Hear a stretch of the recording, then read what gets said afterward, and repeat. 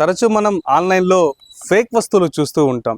ఎన్నో ఫేక్ వస్తువులు మన ఇంటికి డెలివరీ అయ్యి దాన్ని వినియోగించుకోలేక మూలపడేసిన పరిస్థితి కనిపిస్తూ వస్తుంది. అయితే ఏపీలో ఏకంగా ఫేక్ కంపెనీని సృష్టించిన పరిస్థితి అయితే మనకి కనిపిస్తూ వస్తుంది. ఈ నేపథ్యంలోనే దీనిపైన పూర్తి స్థాయిలో కూడా సిట్ విచారణ చేపడుతుంది. ఇంతకీ ఎందులో ఈ ఫేక్ కంపెనీ ఉందో తెలుసా? అంటే మొత్తంగా గత ప్రభుత్వ హయాంలో జరిగిన లిక్కర్ కుంభకోణంలో కూడా ఈ ఫేక్ కంపెనీ ఒకటి ఇక్కడ క్రియేట్ అయినట్టుగా కూడా మనకు తెలుస్తూ వస్తుంది. ఎవరైతే రాజ్ కసిరెడ్డిని సిట్ అదుపులోకి తీసుకున్న తర్వాత అనేక విషయాలు బయటకు వచ్చాయి. ఈ నేపథ్యంలోనే పూర్తి స్థాయిలో విచారణ చేపట్టిన సిట్ తిరుపతిలో కూడా ఓ కంపెనీ ఉంది. ఆ కంపెనీ డికాట్ లాజిస్టిక్ పేరుతో తిరుపతికి అతి సమీపం, అంటే మనకి అలిపిరికి అతి సమీపంలోని హౌసింగ్ బోర్డ్ కాలనీలో ఈ డిస్టిలరీస్ ఏర్పాటు చేసినట్టుగా కూడా మనకు తెలుస్తూ వస్తుంది. ఈ నేపథ్యంలోనే ఇక్కడ పూర్తి స్థాయిలో కూడా విచారణ చేపట్టిన సిట్ అధికారులకి కొన్ని విస్తుపోయే నిజాలు బయటకు వచ్చాయి. దీనికి సంబంధించి కిరణ్ కుమార్ రెడ్డి అనే వ్యక్తి పూర్తి స్థాయిలో కూడా కొన్ని ఫేక్ డాక్యుమెంట్స్ సృష్టించాడు.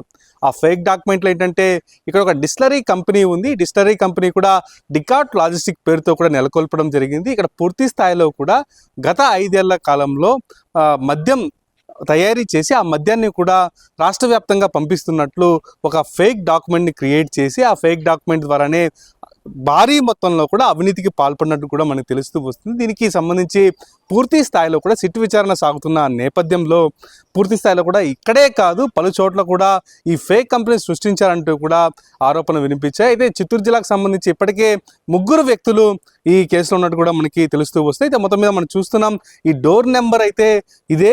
అయితే ఇక్కడ కంపెనీ మాత్రం లేదు. ఇక్కడ గత 20 ఏళ్ళగా కూడా స్థానికులు నివాసం ఉంటున్న ఇల్లు ఇది. ఈ ఇంట్లోనే ఎన్నో వేల మద్యం బాటిల్ కూడా తయారు చేసినట్టుగా కూడా ఒక రికార్డు సృష్టించారు. ఈ రికార్డుల ద్వారానే మద్యం బాటిల్, మద్యం సీసాలు కూడా ఇక్కడ నుంచి డిస్పాచ్ అయినట్లు కూడా కొన్ని ఫేక్ ఇన్వాయిస్లు సైతం సృష్టించి ఆ ఇన్వాయిస్ల ద్వారా కూడా అధిక మొత్తంలో కూడా డబ్బులు గుంజుకున్న పరిస్థితి అయితే మనకి కనిపిస్తూ వస్తుంది. ఈ లిక్కర్ స్కామ్లోనే ఇప్పటికే పలువురిని అరెస్ట్ చేసిన సిట్ బృందం కిరణ్ కుమార్ రెడ్డిని కూడా పట్టుకునేందుకు ప్రయత్నాలు అయితే సాగిస్తున్న పరిస్థితి అయితే కనిపిస్తూ వస్తుంది. మనం చూస్తున్నాం, ఇంటి వద్దనే ఎన్నో ఏళ్ళుగా కూడా కంపెనీ నడిపినట్టుగా కూడా మనకు తెలుస్తూ వస్తుంది. అయితే స్థానికుల్ని ఇక్కడ అడిగితే మాత్రం ఇక్కడ మేము 20 ఏళ్ళుగా ఉంటున్నాం, ఇక్కడ ఎక్కడ కానీ ఒక డిస్టిలరీ కంపెనీ కానీ, ఇది డిస్టిలరీ కంపెనీ అనే కాదు, ఒక మద్యం కంపెనీ అనే కాదు, అసలు ఎలాంటి కంపెనీ ఈ ప్రాంతంలో లేదు. ఇక్కడ అందరూ కూడా స్థానికులు ఉద్యోగం చేసుకునే వాళ్ళే ఉన్నట్టుగా కూడా మనకి చెప్తున్న పరిస్థితి అయితే కనిపిస్తూ వస్తుంది. మొత్తం మీద ఇక్కడ చూసుకుంటే ఒక ఫేక్ కంపెనీని సృష్టించి ఆ ఫేక్ కంపెనీ ద్వారా కూడా భారీ స్థాయిలో కూడా అవినీతికి పాల్పడినట్టు కూడా మనకు తెలుస్తూ వస్తుంది. అయితే దీనిపైన పూర్తి స్థాయిలో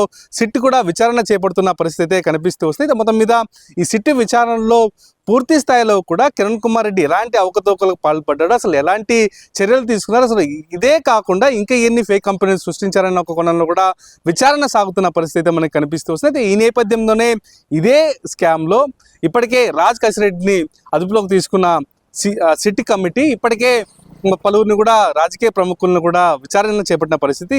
ఈ దీంట్లోనే A4గా ఉన్న వెంకట మిథున్ రెడ్డిని సైతం విచారణ చేపట్టిన పరిస్థితి. అయితే మొత్తం మీద లిక్కర్ స్కామ్లో మరిన్ని భాగవతాలు బయటపడబోతున్నాయి. మరింతమంది దీంట్లో ఉచ్చు బిగించబోతుందని మాత్రం మనం కొన్నాళ్ళు వేచి చూడాల్సిన పరిస్థితి కనిపిస్తుంది. అయితే ఈ ఇంటితో పాటుగా మరిన్ని ఇల్లులు దీంట్లో బాధితులుగా నిలబోతున్నాయని మాత్రం సిట్ విచారణ తేలిందని మాత్రం మనం చెప్పుకోవచ్చు. ఇది ఇక్కడ తయారు పరిస్థితి. Vote studio.